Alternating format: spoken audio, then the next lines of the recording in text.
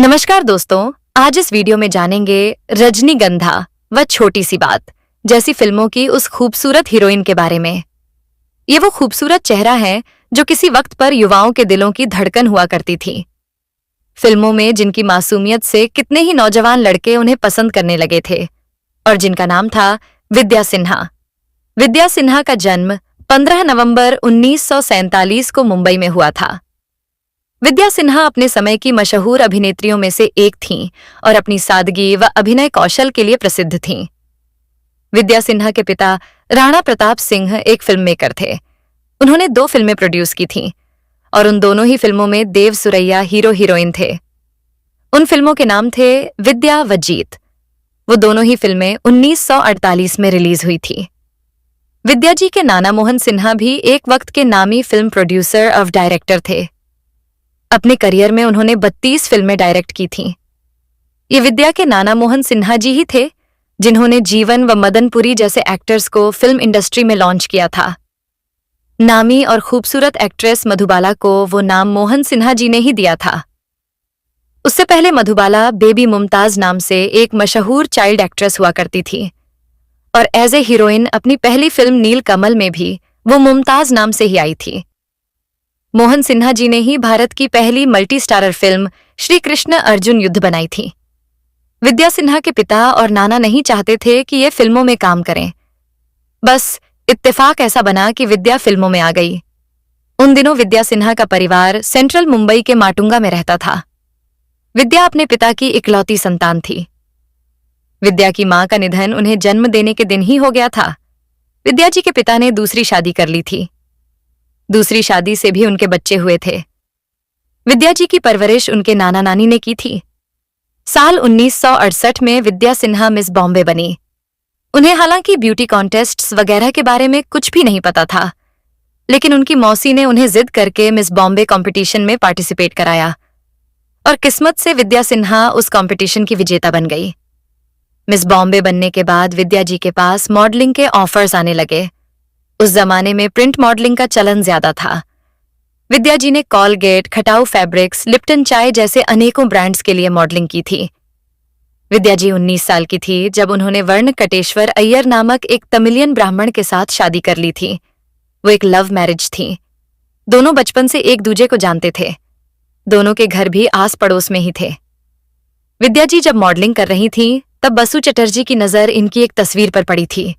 उन्हें विद्या जी बहुत पसंद आई और उन्होंने विद्या जी को रजनीगंधा फिल्म में काम करने का ऑफर दिया। चूंकि विद्या जी शादीशुदा थीं तो उनका परिवार नहीं चाहता था कि वो फिल्मों में काम करें। विद्या जी फिल्मों में काम करना चाहती थीं, इसलिए उन्होंने अपने पति से कहा कि अगर आपने मुझे फिल्मों में काम करने की इजाजत नहीं दी तो मैं घर छोड़ दूंगी। हारकर इनके पति ने इन्हें रजनीगंधा फिल्म में काम करने की छूट दे दी। विद्या जी की दूसरी फिल्म थी राजा काका, लेकिन वो फिल्म इन्होंने रजनीगंधा से पहले साइन की थी, मगर प्रोडक्शन में हुई देरी की वजह से रजनीगंधा विद्या सिन्हा की पहली फिल्म बन गई। बाद में विद्या सिन्हा ने बसु चटर्जी साहब के साथ कुछ और फिल्मों में भी काम किया, जैसे छोटी सी बात, तुम्हारे लिए इत्यादि। उनकी कुछ फिल्मों में विद्या जी ने गेस्ट भूमिकाएं भी निभाई थीं। एक इंटरव्यू में विद्या ने बताया था कि पहली फिल्म में काम करने के दौरान उन्हें फिल्मों, एक्टिंग, कैमरा, लाइटिंग्स वगैरह के बारे में कुछ नहीं पता था। उन्हें पूरी ट्रेनिंग बसु चटर्जी साहब ने दी थी। विद्या जी ने कहा था कि बसु चटर्जी ही उनके मेंटोर थे। रजनीगंधा की शूटिंग के दौरान बसु चटर्जी विद्या जी को इतनी अच्छी तरह से सीन नैरेट करते थे कि विद्या जी को बड़ी आसानी से समझ में आ जाता था कि उन्हें क्या करना है। रजनीगंधा का कुल बजट था महज 2 लाख रुपए और विद्या सिन्हा जी को उस फिल्म में काम करने की फीस मिली थी 10,000 रुपए। विद्या जी ने कहा था कि फिल्मों में काम करने का उनका फैसला एकदम सही था, क्योंकि ये वो काम था जो उन्होंने बिना किसी परेशानी के कर लिया था। रजनीगंधा में विद्या जी के अपोजिट अमोल पालेकर जी थे। उस वक्त अमोल पालेकर जी भी नए नए ही थे। उनकी 2 फिल्में ही रिलीज हुई थीं तब तक, इसलिए विद्या जी को उनके साथ काम करने में कोई परेशानी नहीं हुई। विद्या जी ने एक दफा कहा था कि अमोल पालेकर कोई स्टार नहीं थे, तो उनके साथ काम करने में बड़ी आसानी हुई थी। अमोल पालेकर की भाषा में तब मराठी टच था।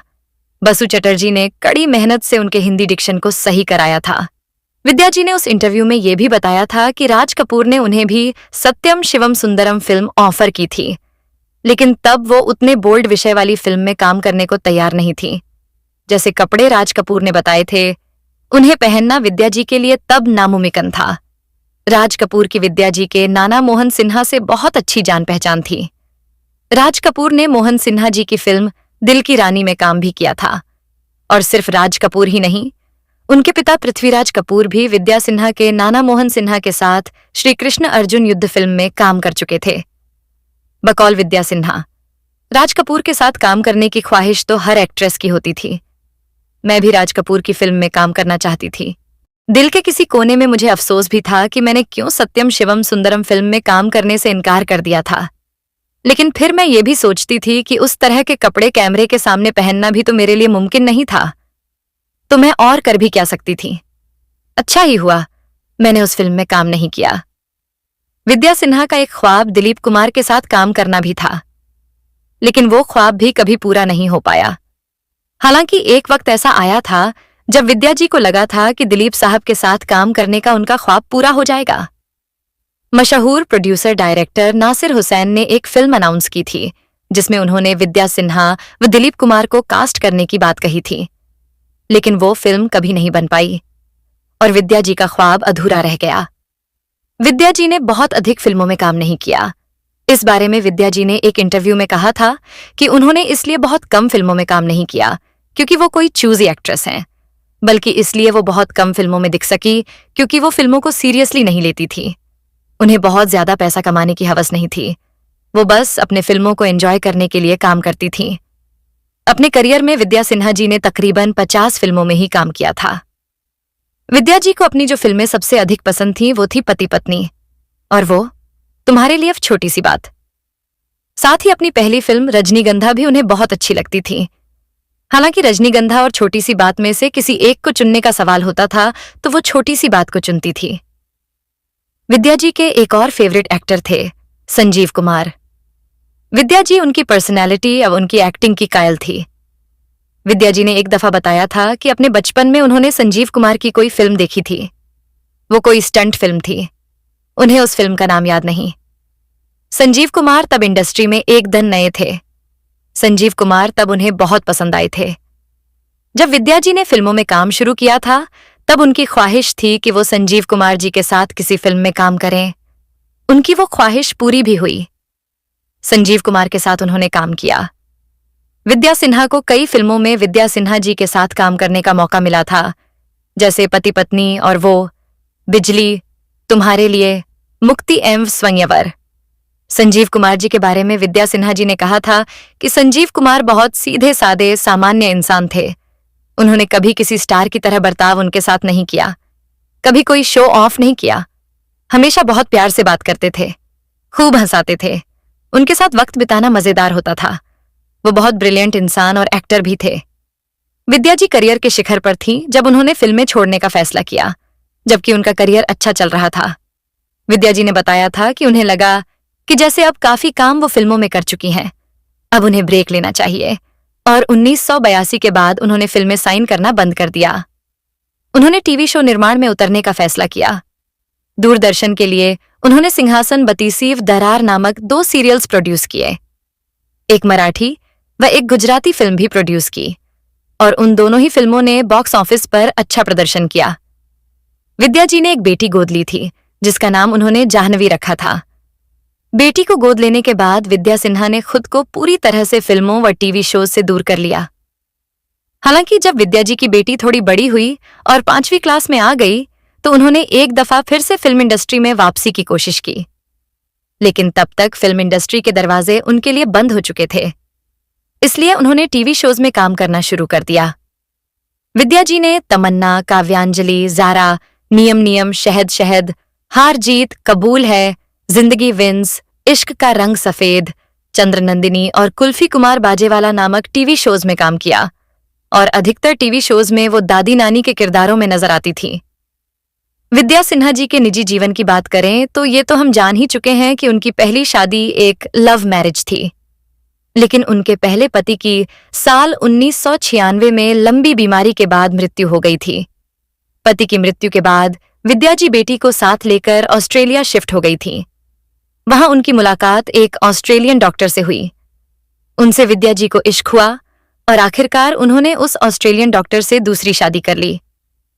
वो डॉक्टर भले ही ऑस्ट्रेलिया के नागरिक थे, लेकिन थे वो भारतवंशी ही। उनका नाम था भीमराव सालुंके।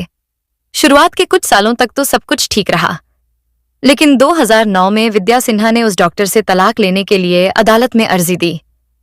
विद्या जी ने अपनी शिकायत में कहा था कि उनके पति डॉक्टर सालुंके उनके साथ मार पिटाई करते हैं, साथ ही मानसिक प्रताड़ना भी देते हैं। कुछ महीनों तक चले मुकदमे के बाद विद्या सिन्हा को तलाक मिल गया। 15 अगस्त साल 2019 में विद्या सिन्हा जी 71 साल की उम्र में ये दुनिया छोड़कर चली गई थी। विद्या सिन्हा जी भले ही अब इस दुनिया में ना हो, लेकिन उनकी फिल्में हमेशा रहेंगी और उन फिल्मों में कैद उनकी मुस्कुराहट भी हमेशा रहेगी। तो दोस्तों, ये थी अभिनेत्री विद्या सिन्हा के बारे में। अगर वीडियो पसंद आए, वीडियो को लाइक करें और हमारे चैनल स्टार मनोहर राठौड़ को सब्सक्राइब करके बेल आइकन जरूर दबा दें। तब तक के लिए जय हिंद।